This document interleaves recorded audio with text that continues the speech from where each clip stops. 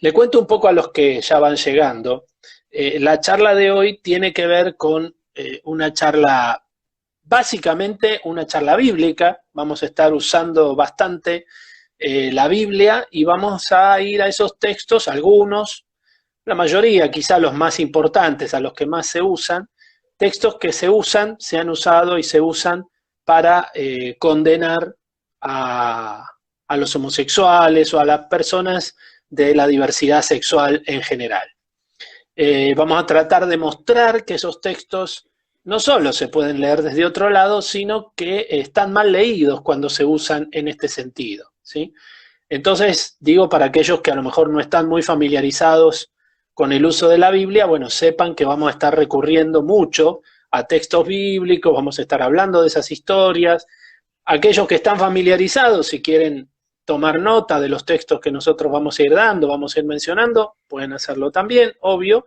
Y Marcelo, en algún momento, yo no sé si esto vos lo querés hacer ahora o más adelante, o lo puedes hacer ahora y después también, nos va a dejar un mail donde aquellos que tienen más preguntas quizá que surgen de esta charla o que ustedes traen, vaya uno a saber, pueden escribirle y él puede contestar un poco estas preguntas de forma más personal. No quisimos hoy hacernos eco de las preguntas que ustedes nos van a estar haciendo porque se nos va a ir mucho el tiempo en eso y nuestra idea básicamente es pararnos en estos pasajes. Yo quisiera ahora que hay algunos más, que vos, Marcelo, te presentes un poco. Marcelo es fundador de Segla, él nos va a contar un poquito sobre esto.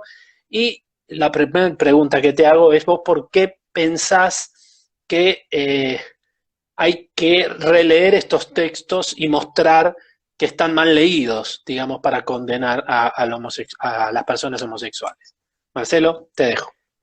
Bueno, pues, por un lado, yo me presento, soy fundador de un ministerio hace casi 20 años que desde un comienzo tuvo como finalidad ayudar a personas homosexuales cristianas, creyentes. Desde mi lugar como creyente evangélico de toda la vida, desde niño, yo pensé que me iba a encontrar con evangélicos, pero también se contactaron a lo largo de todos estos años muchos católicos. Podemos contar por cientos, incluso, no quiero exagerar porque parece, pero miles, porque este ministerio que iniciamos en su momento fue único, no había otras opciones. Y también en la red había muy poca información sobre este tema. Hoy no, gracias a Dios, hay mucha información, hay otros grupos, en fin, hay cómo encontrar para poder estudiar y enterarse de qué se trata. Bueno, ese ministerio que llamamos Segla, bueno, es una razón, el nombre suena raro, pero tiene que ver también con mi propia historia, ¿no? Pero bueno, no me voy a ocupar de eso ahora Está. porque si no sería largo. No, está En bien, está bien. cuanto a, el hecho o la importancia de poder abordar este tema, y fundamentalmente yo siempre pienso que muchos de los que nos están viendo, escuchando, son personas que por ahí tienen una mirada más tradicional y no tienen demasiada información, o a veces no llegaron a poder profundizar. La importancia es que estos textos no correctamente interpretados, como vamos a mostrar nosotros, han hecho mucho daño. Y cuando hablo de daño, no digo a todo el mundo o todas las personas con una orientación homosexual, sino a aquellos que son creyentes. Yo hace 20 años atrás, o un poco más, cuando comencé a entender esta cuestión, pensaba que era muy raro que una persona homosexual fuera creyente en Cristo. Y sin embargo, después supe que en todas las iglesias, sobre todo aquellas que son un poco más grandes, hay muchas personas, y personas que sufren mucho, porque se sienten condenadas, se sienten incomprendidas, se sienten que están entre la espada y la pared, porque por un lado está su orientación sexual, que es parte de su naturaleza como ser humano, y por otro está lo que le dicen que la Biblia dice. Y a muchos les dicen cosas muy feas, que Claro. los hacen sentir muy angustiados, muy conflictuados. al grado de que a veces verdaderamente caen en depresiones y casos hasta aún de gente que se ha intentado suicidar porque le han dicho que no tiene la fuerza de voluntad, que no tiene la fe suficiente para poder liberarse de esos sentimientos o de esas atracciones homosexuales. Hay una película, ¿no?, que se hizo famosa porque este chico se suicidó, película norteamericana, Una oración por Bobbitt, creo que se llama, está en YouTube si la quieren ver, o Una plegaria por Bobbitt, depende, ahí la traducción varía, la pueden buscar en YouTube y verla. Ese es un caso real de Estados Unidos, no sé qué década de los 80 o los 70, es donde un chico nace en una familia fundamentalista y el chico se termina matando. Y no les estoy contando el final porque la película casualmente trata más sobre la vida de la madre, ¿no? El proceso que hace esta mujer que cuando descubre primero que su hijo, uno de sus hijos es homosexual, y después como ella tiene todo un camino. Bueno, nada, pero la pueden ver en YouTube si a alguien le interesa. Es una excelente película. Y te digo además que en todos estos años, lastimosamente yo tuve que no presenciar, porque no los llegué a conocer a esos chicos, pero gente que se suicidó. Y algunos casos horribles. Y varios casos de chicos que intentaron suicidarse y a ellos les pudimos ayudar porque los fuimos inclusive a visitar cuando estuvieron internados, etc. Es terrible. A veces las personas, la gente creyente de las iglesias, no sabe lo que padecen muchas personas homosexuales en sus comunidades. Y esa es la razón, ¿no? Esa es la razón, no es porque sí. No, claro, por eso intentamos nosotros difundir un poco más, no algo que hayamos inventado nosotros dos, sino que son lecturas de la Biblia que se vienen haciendo desde que el mundo es mundo, por lo menos desde que la Biblia está circulando, ¿no? Siempre hubo grupos cristianos y que se han acercado a estos textos desde estos otros lugares que vamos a estar un poco charlando acá. ¿Te parece que vayamos a los...?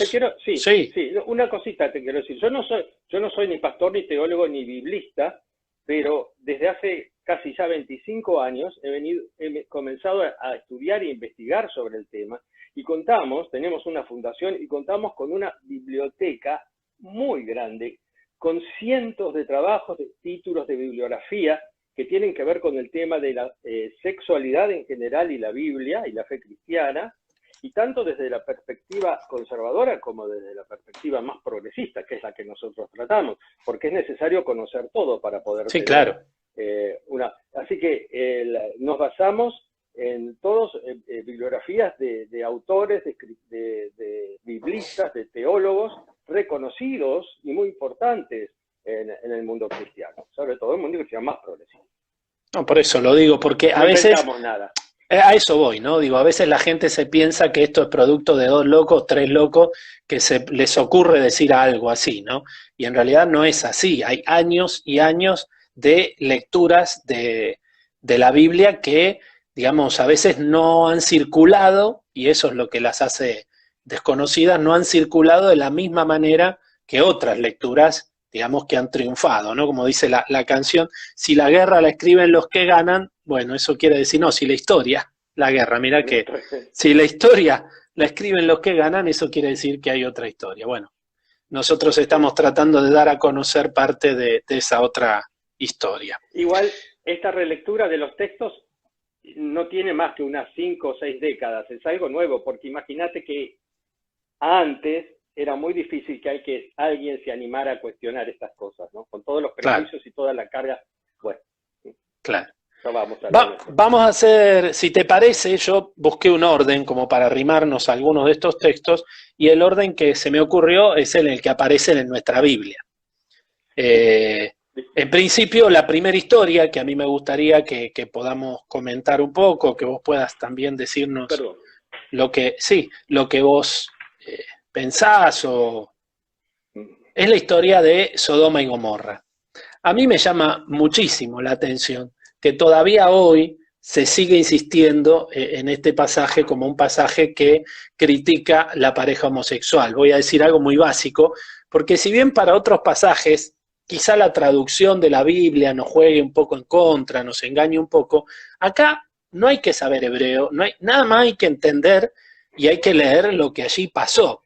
Pero se ha machacado tanto con que la destrucción de Sodoma y Gomorra tiene que ver con un castigo de Dios a los homosexuales, que me parece que algo tenemos que decir, más allá de la obviedad, ¿no? Yo no, bueno, pero no lo voy a decir yo. A ver, Marcelo, Sodoma y Gomorra.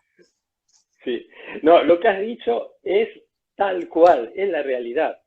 Eh, es, yo me siento a veces cansado de tener que hablar de Sodoma y Gomorra y por eso está bueno que lo ponemos al principio, porque tampoco yo no puedo entender cómo hoy en día, en el año 2020, todavía haya gente o grupos o cristianos dentro de ciertos contextos que siguen insistiendo con esta historia, lo cual es inadmisible. Pero bueno, vamos a ver un poco por qué. Tenemos que hacerlo brevemente por el tiempo. Creo que todos sabemos que la historia, la narración de Sodoma y Gomorra que está en el libro de Génesis, en el capítulo 19, cuenta la agresión de parte de todo un pueblo, ahí dice de todo el pueblo, de todos los varones de un pueblo, fueron todos, a la casa del patriarca Lot, que había recibido a 2 extranjeros. La agresión a esos 2 extranjeros.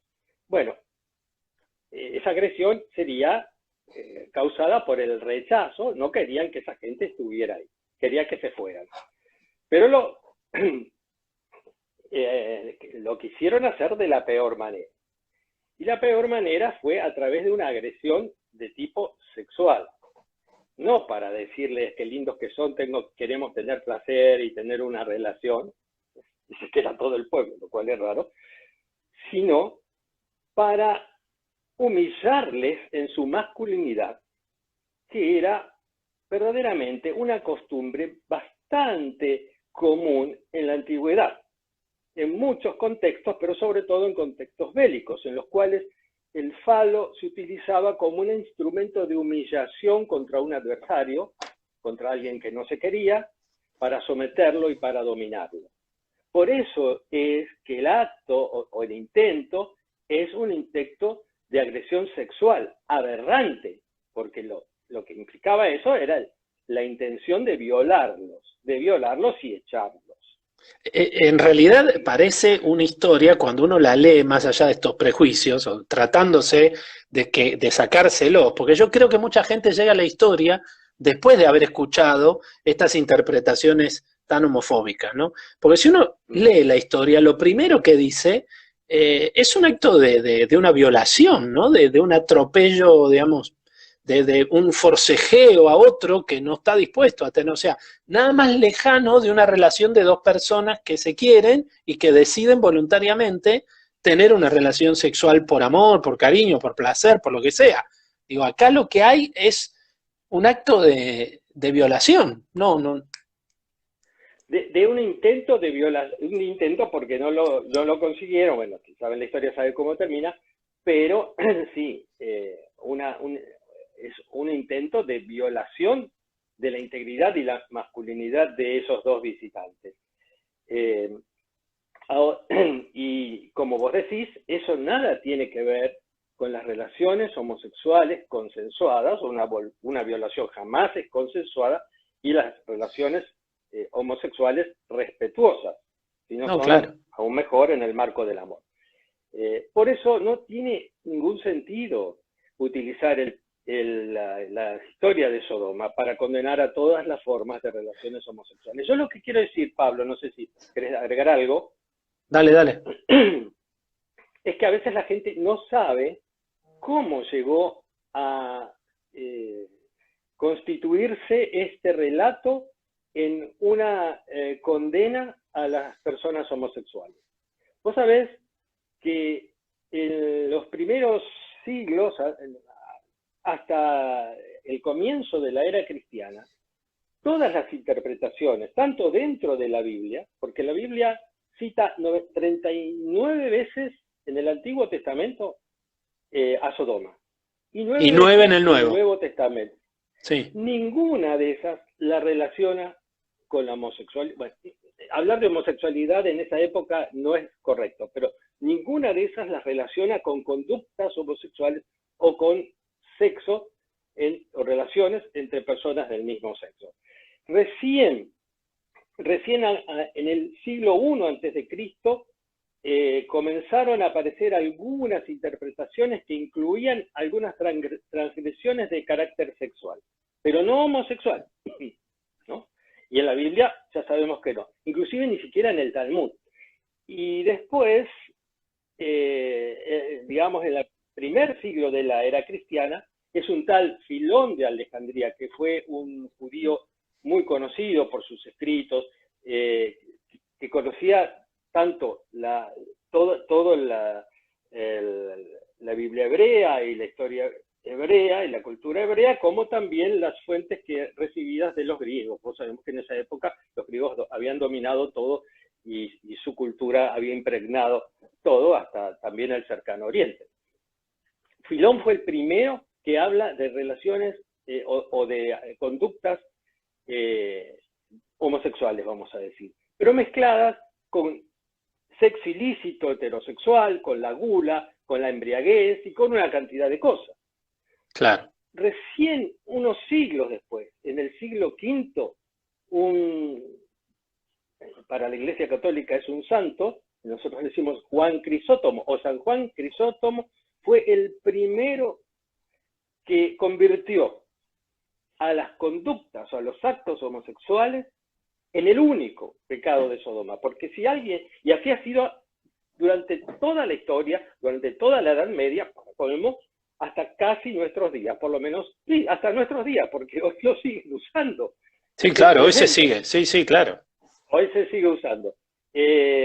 Así que de una manera totalmente injusta, el pecado de Sodoma dejó de ser una serie de pecados en todo caso para convertirse en un único pecado. Y cuando uno dice Sodoma, la gente interpreta homosexualidad. Es interesante porque la Biblia, en Ezequiel 16:49, yo tengo acá abierto una Biblia online, menciona el pecado de Sodoma y de Gomorra, y dice, tu hermana Sodoma y sus hijas pecaron de soberbias, ¿no? Eran tanto el pan que tenían y tanto el tiempo que les sobraba que no se ocuparon de dar fuerzas a los pobres y a los menesterosos. O sea, señala como pecado de estas ciudades otro tipo de cuestiones y nada que ver con pecado de tipo sexuales. Quizá el pasaje que hace alguna referencia, y te voy a preguntar ahora, es el pasaje que está en el Nuevo Testamento, en Judas, versículo 7, ya que no tiene capítulos, Judas, el versículo 7, donde allí hace una mención de Sodoma y Gomorra relacionada a algo de la sexualidad.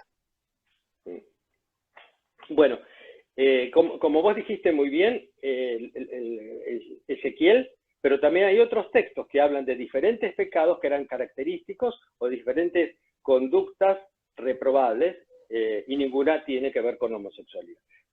Y también en la literatura extrabíblica, como dijimos. Bueno, en el caso de Judas, este es un problema que lo tenemos más bien los que leemos la Biblia, los hispanoparlantes, los que leemos la Biblia en castellano. Porque de una manera muy rara, las Biblias en castellano, en el verso 7, en el versículo 7, Judas está hablando desde un poco antes, desde el 5, si no me equivoco, de ángeles. Sí. En el 6, está hablando de los ángeles que bajaron a la tierra y tuvieron relaciones sexuales con mujeres humanas, sí, y que engendraron hijos que dice que eran los gigantes. Los gigantes, bueno, sí. Los gigantes. Y luego en el versículo 7 refiere a una cosa bastante similar también de sexo con ángeles, ¿no? En relación a Sodoma, porque menciona a Sodoma. Pero la Biblia, Reina Valera y casi todas las que tenemos nosotros, la Nueva Versión Internacional y varias otras, dicen que fueron en pos o sea, fornicaron y fueron en pos de actos contra naturaleza. Entonces, muchas personas que leen el texto dicen, esto es lo que habla Romanos.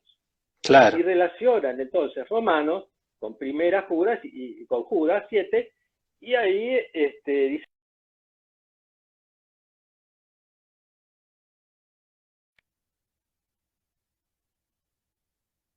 es increíble que prácticamente todas las traducciones en español han hecho una grave injusticia de poner algo que no está escrito en los textos más antiguos, en los manuscritos más antiguos, donde lo que se dice es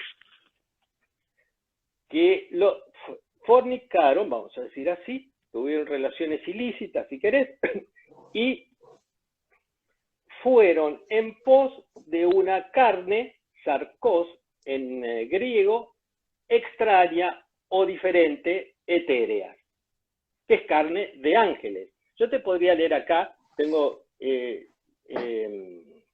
la Biblia de Jerusalén. La Biblia de Jerusalén es la única que yo conozco en castellano que es fiel al texto original. Pero en inglés, por ejemplo, la Biblia que utilizan los evangélicos en inglés, que es la King James, también lo traduce bien. O la Standard Version, American Standard Version, que también es muy usada, también lo traduce bien. A ver, para dejarlo claro, lo que estaría mal traducido sería la frase, por ejemplo, que vos dijiste, ¿cómo era? Las prácticas ilícitas.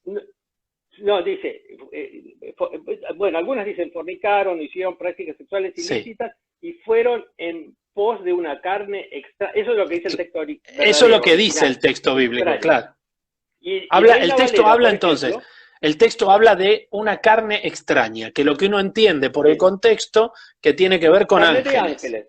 Claro. Y porque antes se está hablando de los ángeles también, por eso, que las mujeres también tuvieron relaciones con ángeles. O sea, no está hablando de relaciones de humanos con otros humanos del mismo sexo, no, sino está realizando relaciones de humanos, sea varones con ángeles varones, o sea mujeres con ángeles varones. Muchos piensan que esos visitantes de Lot en Sodoma en realidad no eran humanos, sino que eran ángeles, ¿no? Bueno, eso es un poco lo que da a entender la historia, ¿no? Por eso.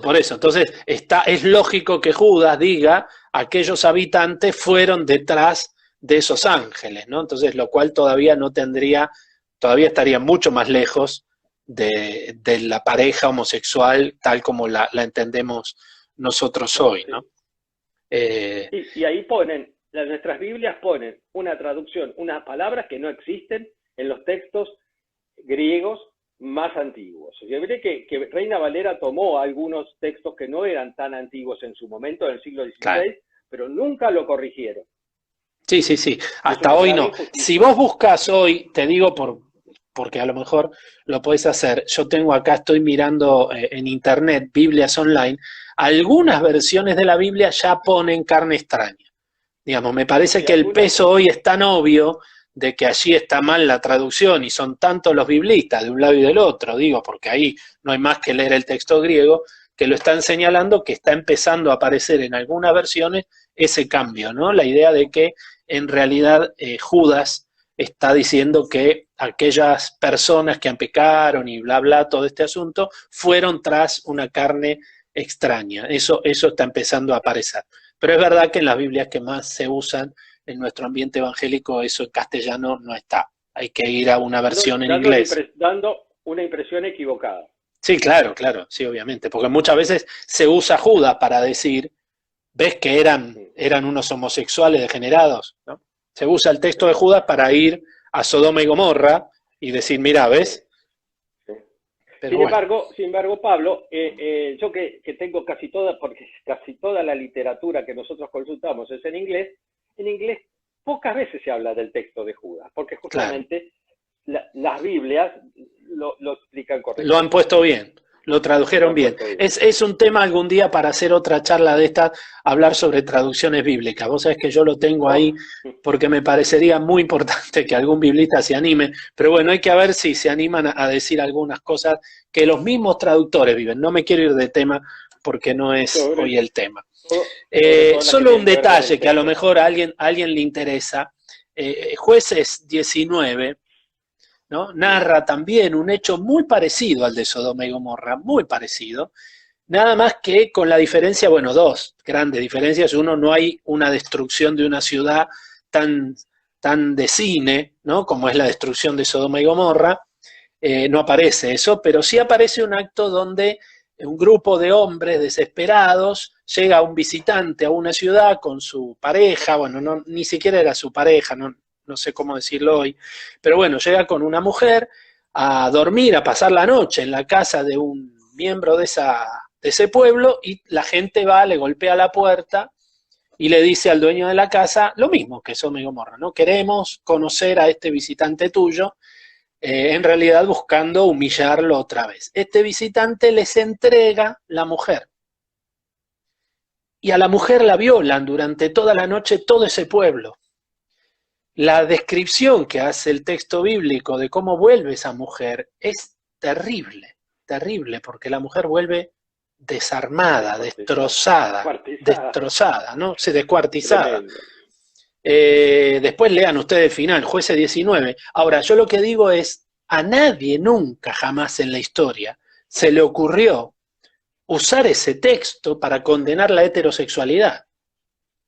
Digo, nadie dijo, ¿no?, qué horror lo que hacen los heterosexuales, ¿no?, descuartizando a una mujer. Digo, porque a nadie se le puede ocurrir que Jueces 19 esté hablando de una pareja heterosexual. Eso es un acto de violación.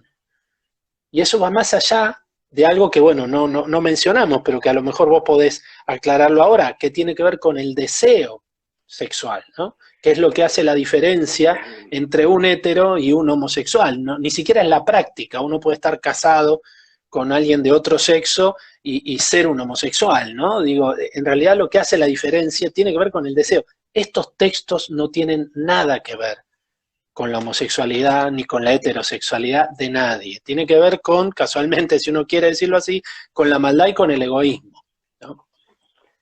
Pero bueno, los varones de Gomorra ni siquiera podemos decir que eran homosexuales. No, claro. Tienen esposas, hijos, era un pueblo que decía era una cosa. Claro. Había de todo. Esos actos de agresión de los que yo estoy hablando no eran por parte de personas homosexuales. Eran de personas heterosexuales que usaban justamente como yo dije, el falo como un instrumento de agresión para establecer dominio y establecer una sumisión sobre todo en las guerras, en los vencidos. Eso era muy común. Y en la Biblia hay otros textos, no solo el de Jueces, por ejemplo, el caso de Noé, ¿no? Bueno, pero no nos vamos a meter en eso, pero donde también se utiliza una violación sexual para establecer un dominio o una preponderancia, por ejemplo, el caso cuál de los hijos iba a ser no el primogénito. Bueno, eso es otro tema. Pero pasemos, si vos querés, a los dos pasajes que hay en Levítico, sí, y comentémoslo medio rápido porque me parece que no hay mucha vuelta para darle allí. No, con Levítico vamos a tratar de ser rápido, voy a tener que ser muy resumido porque yo me interesaría más en los textos del Nuevo Testamento. Sí. El tema de Levítico también la mayoría lo debe conocer. Levítico 18:22 y 20:13 son más o menos lo mismo, conforman una parte de Levítico que es el Código de Santidad y en una sección que habla sobre todo de la reprobación de actos de incesto y algunas cosas más. Bueno, el texto seguramente lo saben porque lo repiten a las personas gays o homosexuales en las iglesias, lo repiten todos los días, no te costará con varón como con mujer, es una abominación. Bueno, podemos decir muchas cosas de este texto, pero yo antes que vamos a hablar de los textos ahora, ¿no?, de una narración que verdaderamente es increíble que se siga utilizando, como decíamos al principio, antes de abocarme a estos textos, quiero decir algo que es muy importante, y es que los autores, o quienes escribieron esos textos, son los redactores, los pocos textos que tocan el tema de las relaciones entre personas del mismo sexo, que son estos dos, en el Antiguo Testamento, solo en el Antiguo Testamento, y dos o tres en el Nuevo Testamento. Nada, o sea, evidentemente no era un tema de importancia, porque cuánto encontramos en la Biblia sobre otras cuestiones, sobre el adulterio, la prostitución, si hablamos de sexo, o sobre la injusticia social. Miles, todo el tiempo. Pero bueno, parece que esto es más importante para muchos, históricamente. Bueno, quiero decir esto. Quienes escribieron estos textos lo hicieron sin comprender la condición del ser humano homosexual. Ellos no tenían idea de la homosexualidad como condición. Entonces, muy poco o nada pueden decirnos al día de hoy sobre algo que ellos no comprendieron. No podemos esperar que la Biblia y que esos textos que vamos a analizar, porque es bueno saber qué quieren decir, nos digan algo sobre la homosexualidad, porque la homosexualidad no se entendía, es algo que recién se comenzó a aprender a entender hace apenas un siglo. Esto es muy importante porque también nos va a ayudar a esa comprensión de todos estos textos que vamos a hablar. Lo que los antiguos o los escritores de la Biblia observaron son ciertas conductas, de lo que vamos a charlar, ciertas conductas, pero sin saber la naturaleza de esas personas que incurrían en esas conductas. Con lo cual, no nos sirve eso hoy, sobre todo para una discusión ética de la homosexualidad dentro de la fe cristiana. Bueno, vamos a esos textos de Levítico. Una de las cosas que es importante notar, porque a veces esto no se dice o no se considera, es que es el único, o son los dos únicos que están juntos, yo a veces los trato como uno solo, en toda la Biblia hebrea. No existe uno paralelo, similar, ni en Deuteronomio, ni en ninguno de los libros, en ninguna otra parte de la Biblia hebrea hay un texto que se refiera o que desapruebe conductas sexuales entre dos varones, porque entre mujeres sabemos que no hay. Es interesante ese detalle, ¿no? Digo, para las feministas que nos pueden estar escuchando, la preocupación tenía que ver con los varones. Las mujeres, alguien podría decir, digo, si yo fuera un literalista, yo podría decir, bueno, las mujeres pueden hacerlo, ¿no? Total, ¿qué problema? El problema era con los varones, claro, sí, ¿no? Digo, es tan ridículo eso. Y después vamos a mencionar eso cuando hablemos de Romanos. Pero bueno, respecto de ese texto y eso que llama tanto la atención, después podemos decir así rápidamente que es un texto escrito en un hebreo muy oscuro. Hay varios estudiosos que se han extendido en eso, en el desarrollo del texto. Uno de ellos es Renato Links, que vos conocés y lo nombro porque él tiene su libro en castellano para quien lo pueda leer. El texto dice, con varón no te echarás o no te acostarás. Esta es la traducción más literal que se puede hacer y no es exacta para nada. Los acostamientos de las mujeres, porque el texto en hebreo no dice cómo con mujer, como decimos nosotros. Y eso da lugar a una serie de interpretaciones para quien entiende hebreo y puede profundizar mucho en el texto, que son los que saben mucho, es diferentes interpretaciones. Algunos consideran que lo que se está condenando es el agente activo en la relación, otros dicen no, es el pasivo, y dan razones, otros dicen los dos, y algunos estudiosos muy también reconocidos hablan de incesto, hablan de que ese texto de Levítico está condenando el incesto entre padre e hijo. Parece muy loco, y a mí me costó mucho entenderlo, pero no nos podemos entender.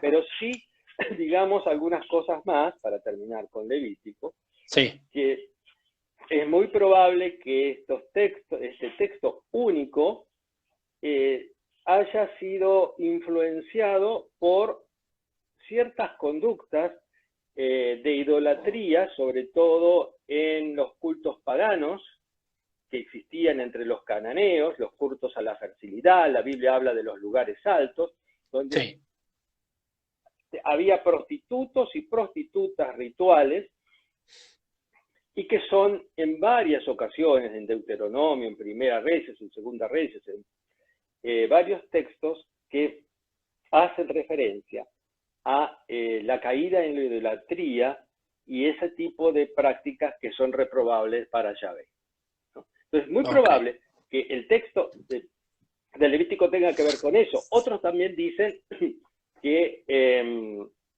es muy posible, como hoy se se acuerda entre los estudiosos que el Levítico pertenece a una redacción tardía posexílica que obedece a las vejaciones que los mismos israelitas recibieron durante las invasiones, durante el exilio.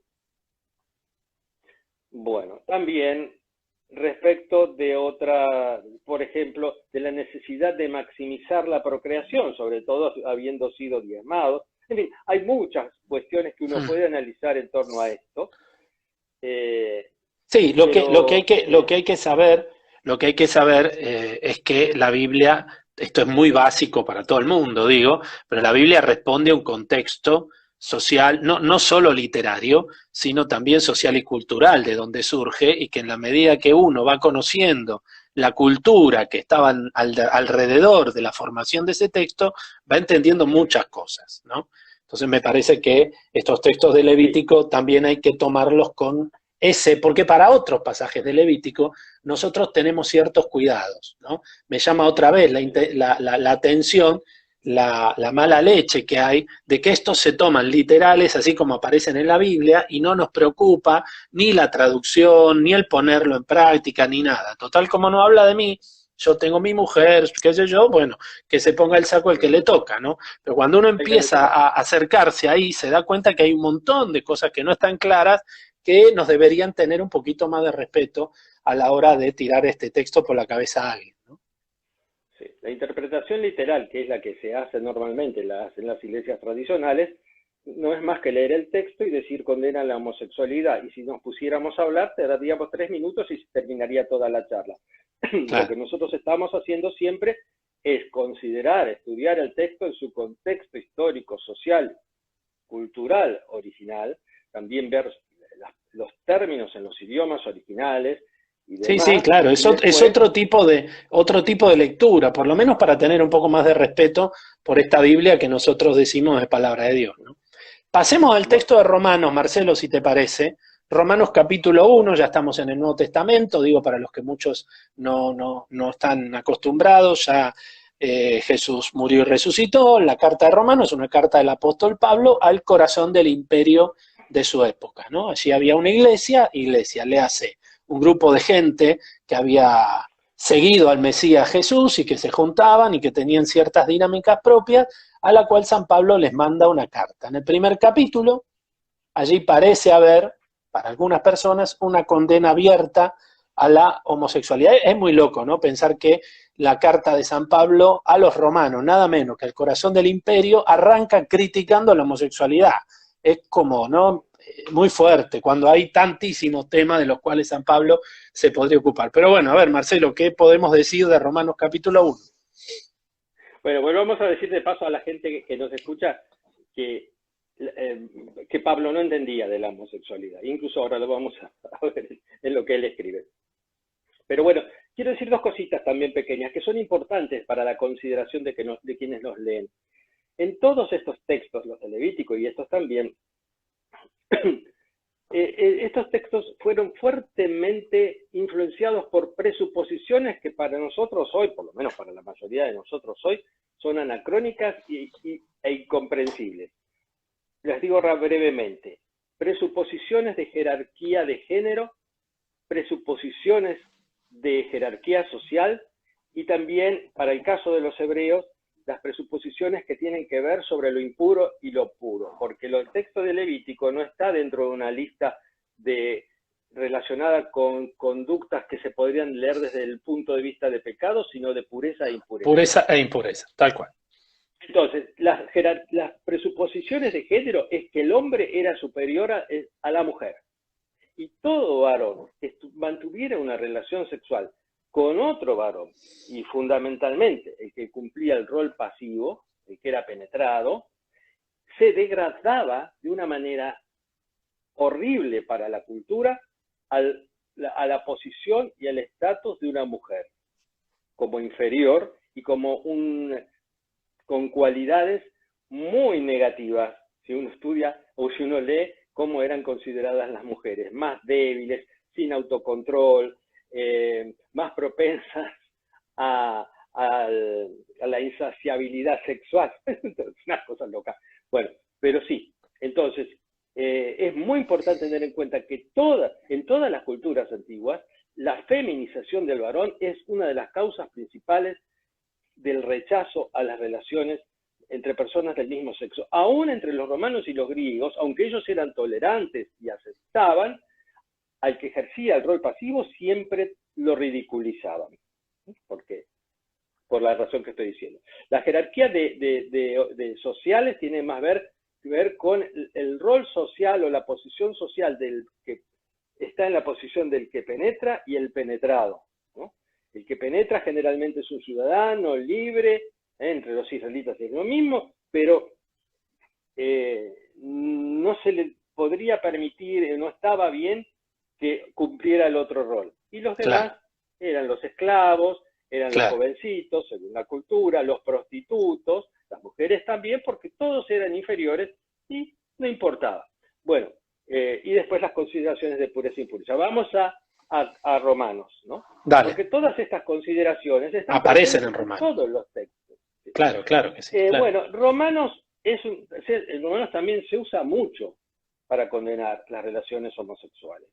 Pero el texto de Romano, primero, hay que decir que debería leerse en el contexto del capítulo 1, desde el 18 hasta el 2, más o menos el 2:16, para entender de qué está hablando Pablo, ¿no? Las conductas que Pablo critica, que se podrían dividir, no se pueden dividir, se dividen de hecho en dos grupos, de 24 a 27, las caracteriza como conductas que generan impurezas, fíjate, vamos al Antiguo Testamento, y son las que tienen que ver con el sexo. Y del 28 en adelante ya utiliza un término más propio de pecado, y es una serie de conductas que son reprobables. Y finalmente en el 2:1 dice, ustedes que juzgan, ustedes hacen las mismas cosas. Es ahí, ¿no?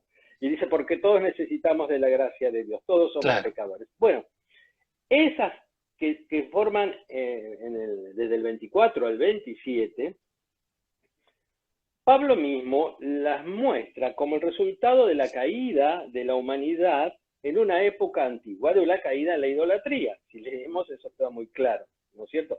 O sea, que hay conductas que están relacionadas con la idolatría. Y no son solo para homosexuales. Si leemos 1:24, dice que Dios los entregó a las apetencias del corazón para cometer toda clase de impurezas. Está hablando de impurezas, al punto que deshonraron sus propios cuerpos. Ahí habla de todos los seres humanos. Y en el 26 y 27, en el 26 parece que habla de las lesbianas, y en el 27 directamente de los varones. Y de los varones dice que dejaron el uso natural o el uso común de la mujer para tener relaciones entre ellos, ¿no? Dejaron relaciones con mujeres para tener relaciones con hombres. Eso es lo que está diciendo. Pero hay que profundizar más en qué es lo que está diciendo Pablo y el contexto de la cultura de ese momento. Y vamos a decir brevemente algunas cositas, muy breves, ¿verdad? Es tremendo. Primero,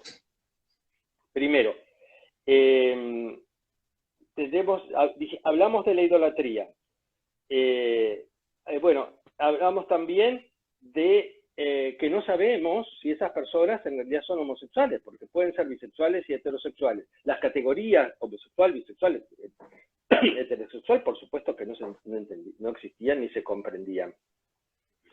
Cuando Pablo dice que dejaron de tener relaciones con mujeres para tener relaciones con hombres, da a entender su conocimiento o su no conocimiento de la sexualidad o de la homosexualidad, que era característico para todos en su época, o hasta hace poco, porque ningún homosexual deja de tener relaciones con mujeres para tener con hombres. Si alguno las tuvo es porque fue obligado, ¿no? Por los mandatos sociales o los mandatos religiosos, no porque sintiera esa atracción, ¿no? Claro. Entonces Pablo está diciendo algo que las personas homosexuales no se sienten identificadas realmente. Claro. Pero por encima de eso, y esto sí voy a tratar de resumir todo acá, los términos que utiliza Pablo son términos que tienen que ver con la codicia, las palabras griegas, ¿no? Por ejemplo, epitumía, no, en los textos en castellano no aparece codicia, pero epitumía es codicia, también es lujuria, las dos cosas. Codicia, lujuria, lascivia, habla de personas que se encienden como brasas atraídas por la cuestión sexual, Sí, exceso de pasión. O sea, todos esos son los términos que Pablo está usando, que están definiendo un tipo de conducta que nada tienen que ver con las sí. conductas que podemos imaginar nosotros en una relación de dos personas que se aman, que se respetan y que forman una pareja. A mí Son me llama la absolutamente atención diferentes. en ese pasaje, en Romanos 1, está bien que Pablo está como queriendo generalizar el tema del pecado, ¿no? Para terminar en el capítulo 3 diciendo que todos hemos pecado, pero el tema de la insistencia en el plural, ¿no? Los hombres dejaron el uso, ¿no? Como que hay una cosa que va más allá del caso individual, que no tiene que ver, que está describiendo una maldad digamos, de la humanidad, como si yo hablara, en vez de los hombres, dijera, la humanidad dejó el uso de las mujeres, como para querer marcar algún tipo de sexualidad egoísta, ¿no? De sexualidad que no tiene que ver con lo que Dios nos plantea y nos pide, y no está hablando de un caso individual particular de un muchacho o una chica lesbiana que tiene su pareja y que vive su sexualidad con su pareja y que se aman y qué sé yo. A mí eso ya me hace un poco de ruido, ¿no? Cuando uno me acerco a leer Romanos. Voy a decir, no puedo hablar de otras cuestiones como contra la naturaleza que usa en el capítulo 26, que nos daría, pero no En tenemos el tiempo y versículo. verdaderamente me apena, el versículo 26. Pero sí vamos a decir que existe consenso entre muchos estudiosos, y en realidad si uno lo lee se da cuenta que el versículo 26 no habla de lesbianismo, sino habla de mujeres que utilizan, o sea, que realizan el sexo anal para evitar la procreación. En parte, eso se desprende de la asimetría de los dos versos, el 26 y el 27, porque en el 26 no dice que las mujeres dejaron de tener relaciones con hombres para tener entre ellas. Sin embargo, aclara en el 27 que los hombres sí dejaron de tener relaciones con mujeres para tener entre ellos. Y el nexo entre los dos, que es la palabra homoios, del mismo modo en griego, está estableciendo que la unión entre los dos versículos no es la sexualidad o la homosexualidad, sino es la penetración anal.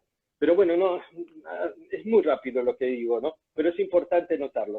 Digo esto, hasta el siglo V, ninguno de los padres de la Iglesia asoció el texto de 1.26 con el lesbianismo. Hablaron del lesbianismo, en contra del lesbianismo, lo mismo del sexo entre varones, pero nunca Nunca usaron este utilizaron pasaje.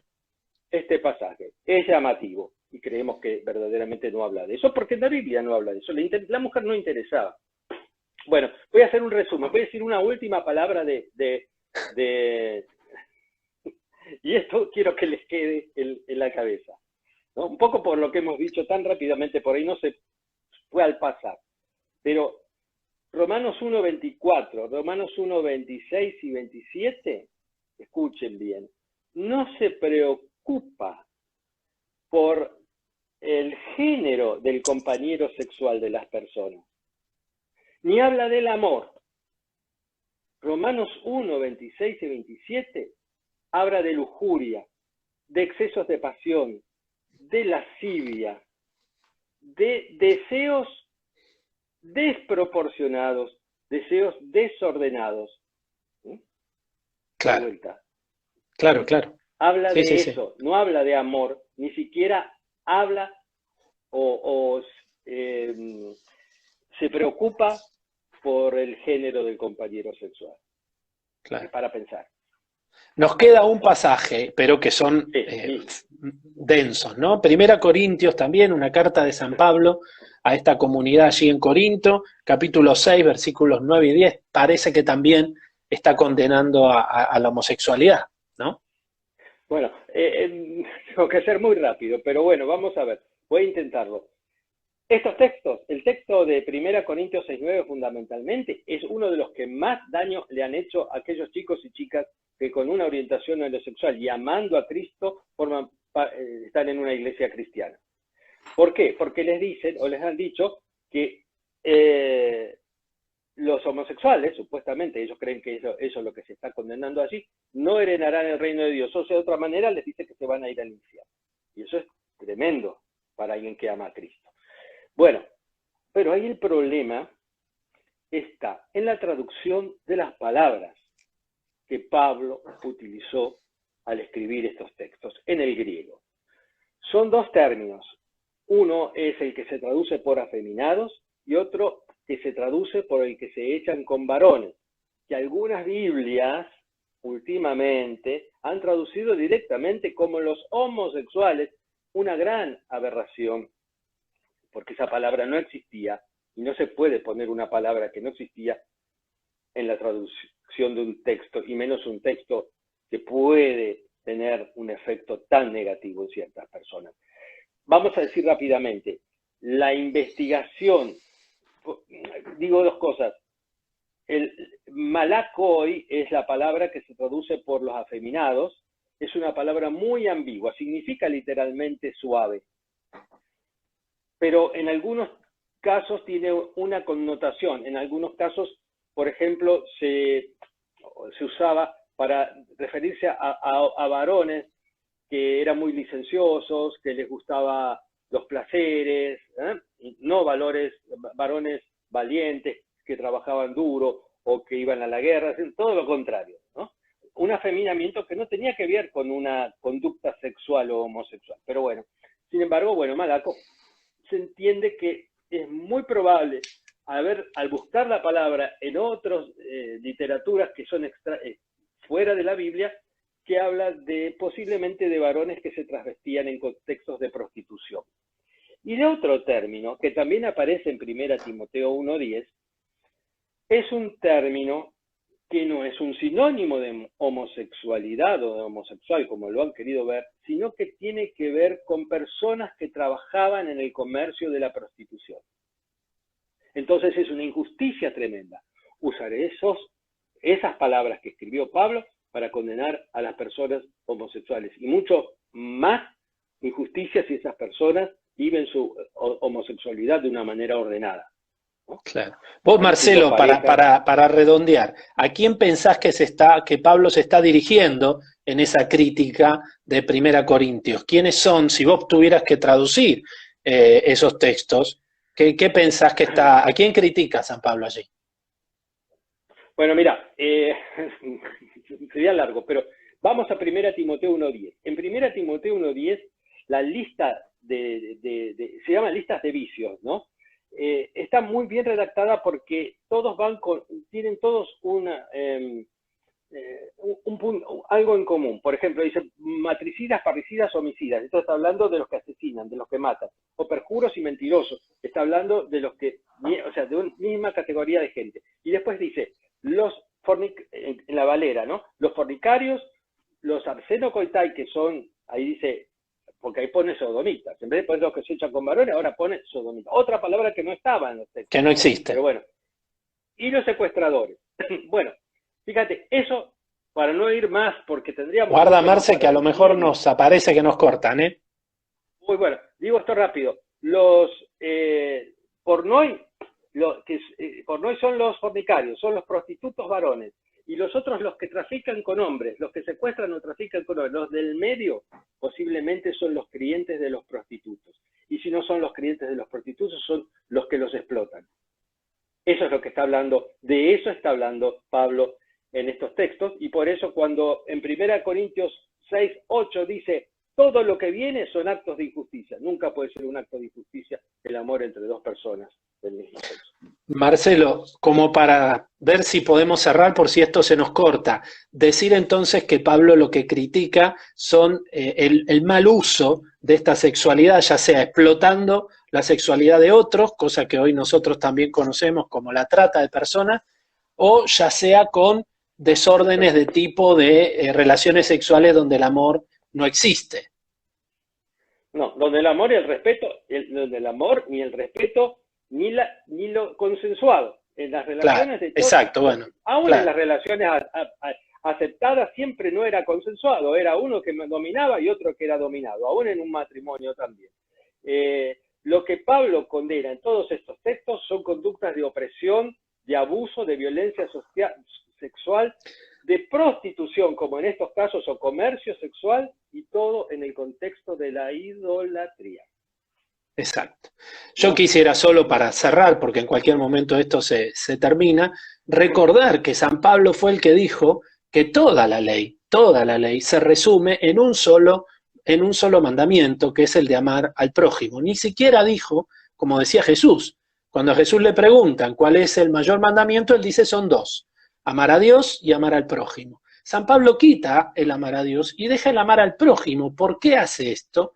Porque, como diría Juan también, nadie puede amar a Dios si no ama a su prójimo, ¿no? Para Pablo, el amar al prójimo era el cumplimiento perfecto de toda la ley, de donde nosotros estamos convencidos que si una relación, sea como sea, entre dos personas, nace de un amor comprometido, de un amor que se respeta, de un amor que se sabe comprender, esa relación nace de Dios, venga de donde venga, porque ese es el verdadero secreto. El mismo San Pablo, allí en Romanos 10, va a decir que el amor no hace daño, por eso es el cumplimiento de la ley, ¿no? Y si hay una relación de dos hombres, dos mujeres que se aman, allí no hay daño. Marcelo, yo te agradezco mucho por esta charla. ¿Podés dar tu mail o algún mail a donde la gente te pueda escribir? Si tiene preguntas. Marcelo-s@fibertel.com.ar. Si querés luego lo escribís. A todos los que han hecho preguntas, tal vez yo no he visto, yo con mucho gusto le voy a responder a uno por uno si tienen interés en escribirme. Repetinos tu mail, nos quedan 30 segundos. Repetinos tu mail. Marcelo-s, mi apellido es Sáenz, @fibertel.com.ar. Después podés, en todo caso, hacerlo vos. Y estoy dispuesto a responder, y también a todos aquellos que quieran tener una conversación conmigo o profundizar en esto, que lo hemos hecho muy al pasar, para eso estoy.